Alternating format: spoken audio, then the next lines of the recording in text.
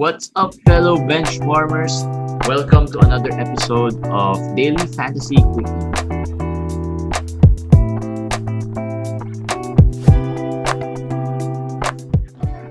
Alright, guys, this is the last episode of the year.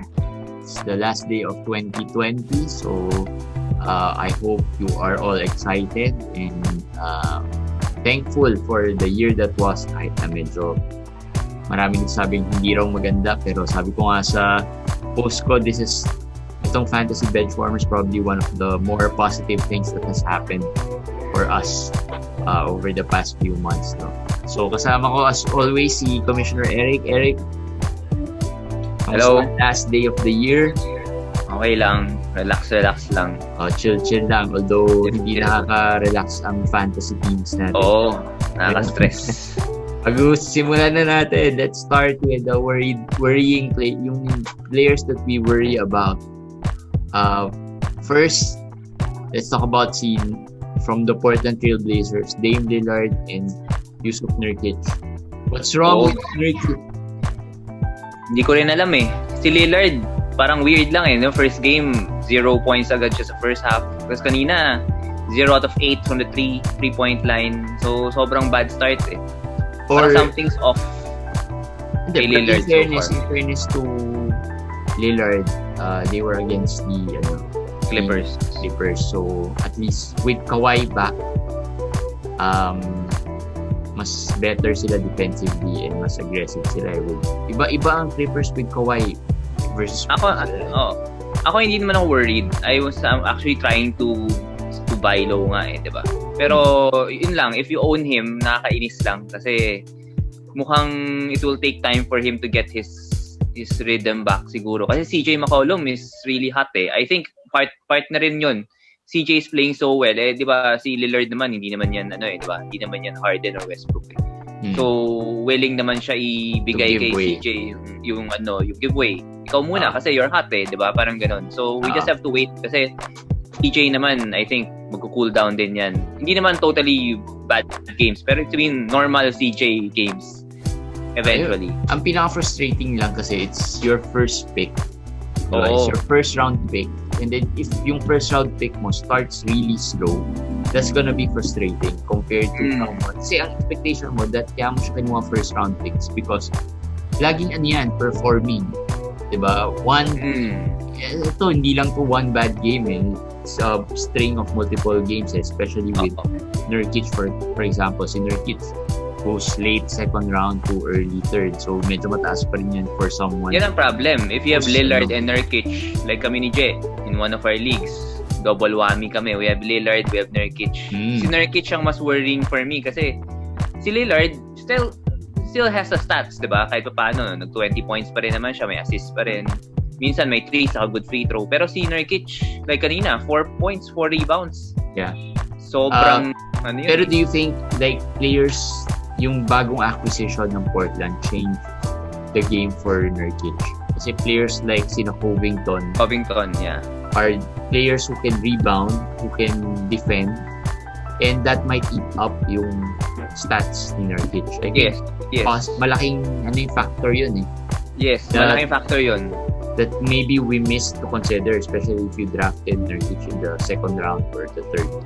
Yes, that's true. Tama yung sinabi mo. Actually, pag sinabi mo yun, parang na rin ako na nung bubble, si Carmelo kasi ang kasama niya nun eh, 'di ba? Yeah. So defensively, siya ang sumasalo yung strategy nung coach will be different also. Yes. For the team compared to now they have Derrick Jones and they have Covington plus defenders yan eh. Yeah. So they would not need Nurkic to cover a lot of ground.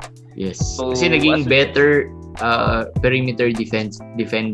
Yung defense ng Portland sa perimeter got better with Covington and Derrick Jones. So nangyayari maybe hindi nabibigyan ng opportunity si Nurkic to defend the paint. Yes. And even rebound. Even rebound. Actually, yung rebound, that's one of the more worrying stats kasi at least the rebound man lang makuha niya kasi he's the center eh. He's the one inside eh, right? Yes. But plus plus this year he has Cantor also. That's another problem. Cantor's played well actually. So aside from Covington and Jones, they now have another alternative, which is Cantor. And he gets more minutes if he's playing well. The minutes gets extended. So another problem will be that limited minutes. And based from history, si Cantor's best year with was Portland. So yes, I think baka nagkakaroon yung impacto with Nurkic. Pero we'll see kasi medyo mag-worry ka na ngayon talaga kasi second week and there's the trend na hindi siya nagpa-perform. Pero so what will you do? You try to trade him but not too low. Of course, you try to trade him pero not too low. Not really low. I mean, if someone's also struggling, like ako nga, I was able to trade Nurkic for John Collins. So that's a deal that maybe you could consider. Although John Collins did well today, so mas mahirap na ulit. The manager might think twice na. But yes, find the right deals siguro, the right players. Yes. Another player na you mentioned is a little bit concerning is si Luka. Yeah. What concerns you about Luka? Luka's conditioning is really bad. Even Rick Carlisle saying a while ago when he was interviewed, Luka's not out of rhythm. So, and to begin with, Luka is not really a fantasy darling stats-wise with steals, blocks, diba? High turnovers. Yes. So, this is concerning really.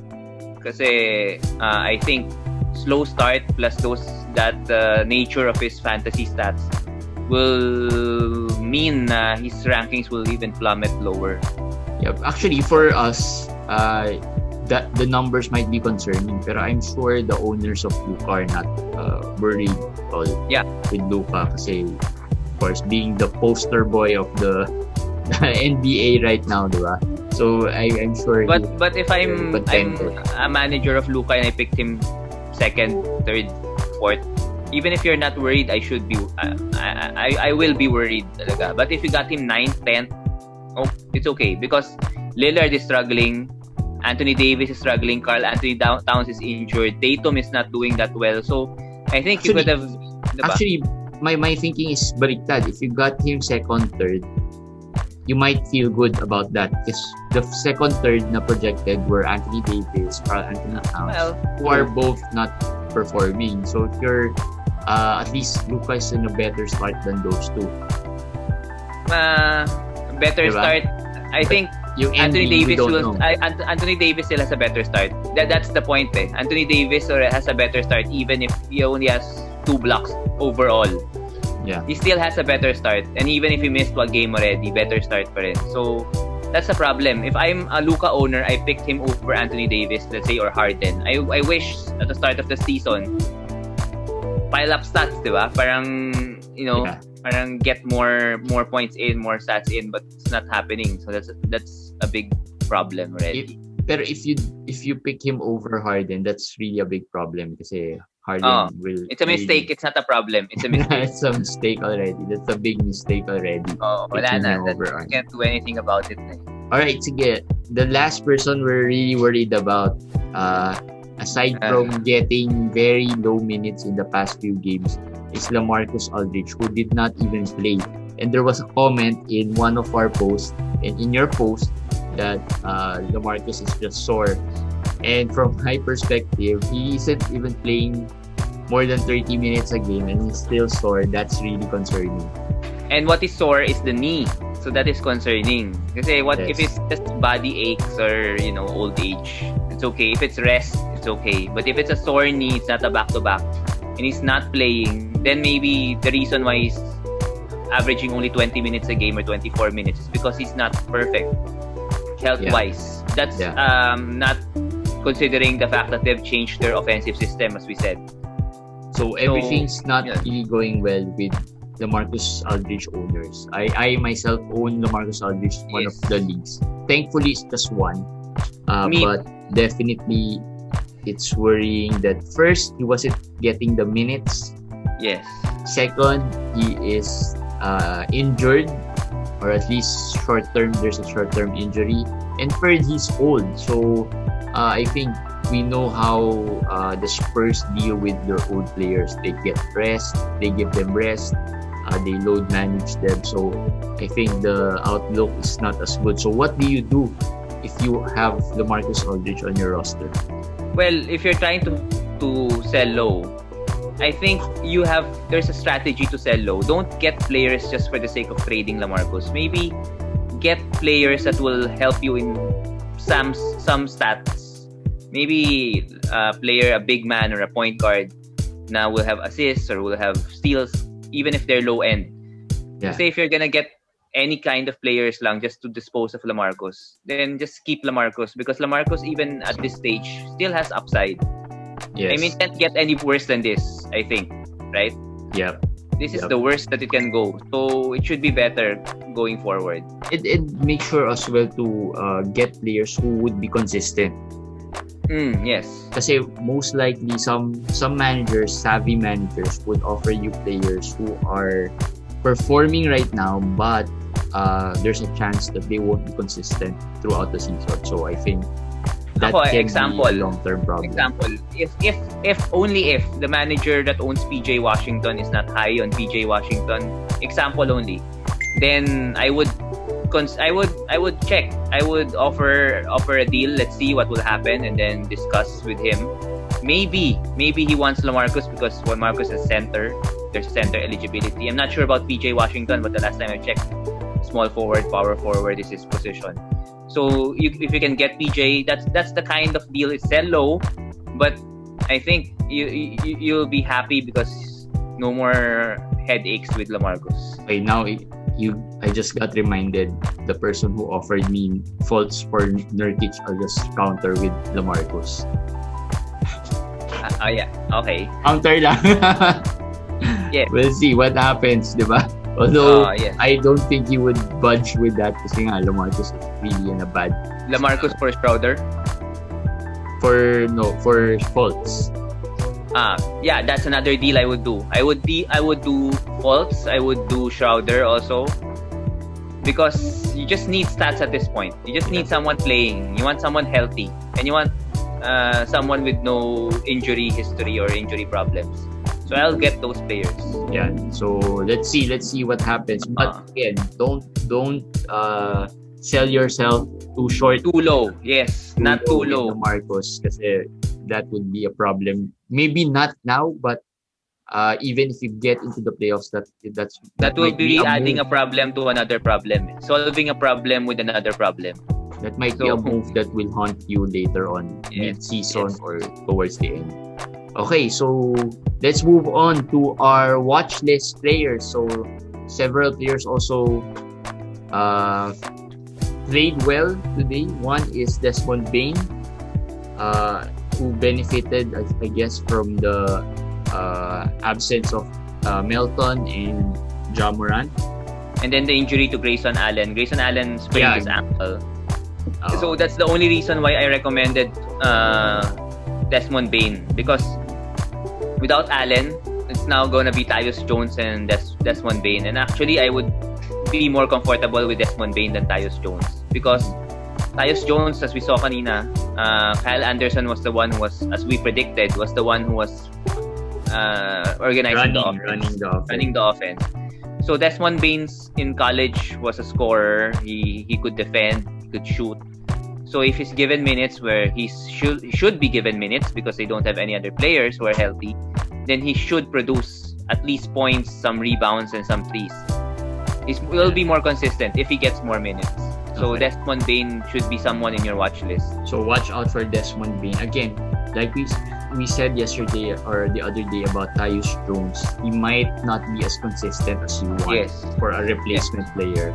He'll give you a few defensive stats here and there, but the consistency won't be there. But we're talking about deep leagues. These players are for deep leagues.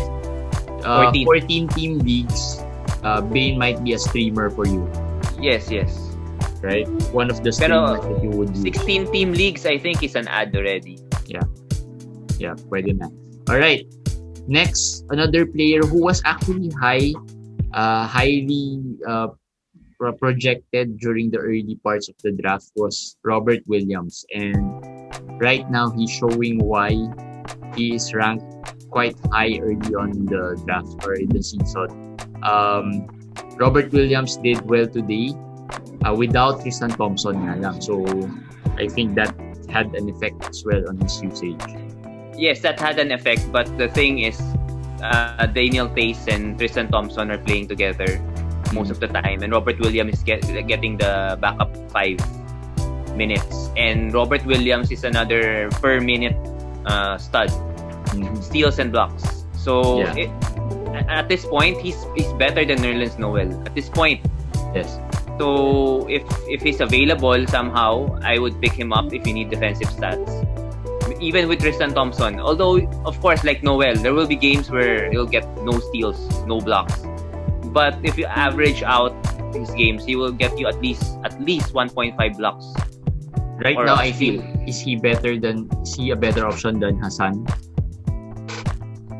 Yes, as of now, yes. If we're talking about now, if you're asking me if I will trade for Robert Williams if I have Hassan Whiteside, no. Maybe really? Not yet. Yes. Maybe not yet because the upside of Hassan is still higher than Robert Williams. Okay. Just remember, Hassan Whiteside is one injury away from blowing up. Yeah. That's still a factor. So we'll see. But you can already add Robert Williams or maybe stream him in some games for deeper leagues. Alright, another player who's always there when it comes to being in the watch list every year is Kelly Olynyk. Most of the time, every year, you'd be able to notice the play of Kelly Olynyk. So yeah, he would have stretches wherein he would have really good games. He's a microwave, Kelly Olynyk. He's a super streaky player. When he gets hot, he'll have 4, 5, 6 games of really, really hot games. And then he'll cool off and then he'll be forgotten forever. That's why I put him in our waiver wire today because he had a good game. So I'm not saying you should pick him up right away. But if he has another good game, then I think this is the start of that streak that he always has every year. Yeah. And then when he gets a bad game, you can just throw him out because he'll just get really bad games. That's his characteristic. And Miami is known for riding on that streak as well. Yes, so that's true. They will not be afraid to tinker their lineup, the rotations, just to get the hotter players to play. Yeah. All right. So Kelly Olynyk, another player on the watch list. Jakob Poeltl of the Spurs. Without, of course, we talked about Lamarcus. Without Lamarcus, who's the first center that you would consider in San Antonio, and that's Jakob Poeltl if you need the rebounds and the blocks. I'm gonna watch carefully what happens with Lamarcus' knee. If it lingers, like he skips 1 or 2 games or whatever, Poeltl could be a streamer in those games. Very low end, like a Biyombo kind. So just watch him. Don't drop a significant player for him. But if you have Lamarcus and you have a spot you can a dead player, dead weight in your roster, then you can pick Poeltl. Another player that I noticed when I watched the game a while ago was Drew Eubanks, another center of the Spurs who can shoot. So the difference between Poeltl and Eubanks is that Eubanks can shoot from the outside, which might be more fitting in the system of Spurs right now. Yes, but I think Eubanks is very low upside. Yeah. Low potential. His shooting is hit or miss. That's all he can do So I think Poeltl at least gives you blocks and rebounds, which even in a different system for San Antonio, they would need those for spurts, like 20-25 minutes. That's all he needs anyways. He'll get you 7 rebounds, 2 blocks. That's okay. I mean, for last roster spot, that's not bad already. Yeah, so yun, watch out for Jakob Poeltl and the Spurs rotation and how they manage the Lamarcus Aldridge situation. All right, so let's move on a good note by mentioning some of the notables. Jaylen Brown was seemingly the beneficiary of Kemba being out. I hate Jaylen Brown. He's probably the more consistent player right now in Boston. Even Yes, I Tatum hate is not Jaylen Brown. consistent. Tatum. I'm playing against Jaylen Brown this week, and I have Tatum in a lot of my leagues. And he's like the twin that is killing his twin. He's getting all the usage, the points, the attempts, even the 3-pointers from Tatum. I don't know. I don't think this will continue, but it's irritating. I think it won't continue to be as good as he is right now, but yeah. I think he can be consistent, really consistent in terms of certain And update Kemba, Brad Stevens said Kemba is out indefinitely. So it looks like he'll be out for a long time. A long time. So I think Jaylen will be safe place for people who have him. Yeah. And I don't think Jaylen this is not a very like a sexy pick for a player. He's not a Tatum who's gonna wow you with you, but very effective and efficient. If they want to sell high, I think they have to time it properly. Because if you sell high too early, like right now you sell high and then he has a lot of games pa like this, you'll miss out on those games. Yeah. So selling high and buying low is also about the timing. It's not just about selling high for the sake of selling high. So you sell at the right time also, so that you maximize all the value of that player before you gave it to someone else. Yes. All right. Another player who performed really well is Dejounte. Actually, Dejounte has been playing really well for the past few games already. Dejounte Murray shooting the ball well. The question is rebounding. The question is Derrick White. How he will impact Dejounte Murray when he comes back? Yeah, and I think he will. Actually, it's a two-way thing. How would Dejounte's game be impacted by Derrick White's return? At the same time, how will Derrick White's return impact the other players as well in the Spurs roster, like sina Lonnie Walker, sina Keldon Johnson, who are playing really well? Yes. For me, Dejounte Murray is a very good example of someone maybe you could try to shop right now. Try to shop him. Derrick White should be back next week at least. Mm-hmm. So try to get max, and then he had a good game, so you can maximize his value at this point. Yeah. And for the other Spurs, I think they'll be greatly affected by Derrick White. Lonnie Walker will be droppable. Keldon semi droppable, maybe streamer only, in my opinion. So Rudy Gay is also playing well. So we'll see. It's either you stay away from, I think, the safest. Actually, I think for me, Dejounte is one of the safer players here. Yes. With the return of White, I think the two safest players really are DeMar and Dejounte. Of course, as we've seen, Lamarcus should have been another safe player in the Spurs to own, but it's really not happening that way. So I think there will be some impact, but I don't think it would be a big impact. But right now, I think Dejounte can get a higher value player. He's in the top 30, top 35. So if you can get a player at that level, go for it. Great. Yeah. Because if Derrick White comes back, he might go back to 50. It's still not bad. But if you can get someone better, why not?